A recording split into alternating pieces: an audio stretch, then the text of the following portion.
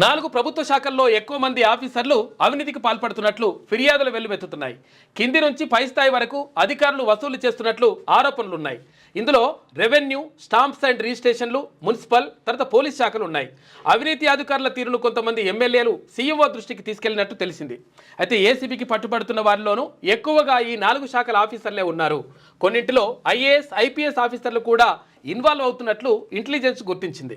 ఇక రెవెన్యూలో ధరణి అప్లికేషన్ల పరిష్కారానికి, మున్సిపాలిటీలు, కార్పొరేషన్లలో బిల్డింగ్లు, లేఅవుట్ల పర్మిషన్లకు, పోలీస్ శాఖలో కేసుల వ్యవహారాల్లో, రిజిస్ట్రేషన్ల శాఖలో భూముల రిజిస్ట్రేషన్లకు ప్రజలు లంచం ఇస్తే గానీ పని జరగడం లేదని ప్రభుత్వానికి కంప్లైంట్స్ అందుతున్నాయంట. జాగ్రత్తగా ఉంటారు పోలీస్ శాఖలు కానీ, లేకపోతే ఇక్కడ రెవెన్యూ శాఖలు కానీ, తర్వాత ఇక్కడ ఈ మున్సిపల్లో కానీ, తర్వాత స్టాంప్స్ అండ్ రిజిస్ట్రేషన్లకు సంబంధించి కానీ వీళ్ళందరూ కూడా మరి ఆమ్య అని ఉంటారు, లెక్క అంటున్నారంట. ఈ లెక్క అంటున్న పని 100% అవుతుంది. మంచిగా పని చేయరు.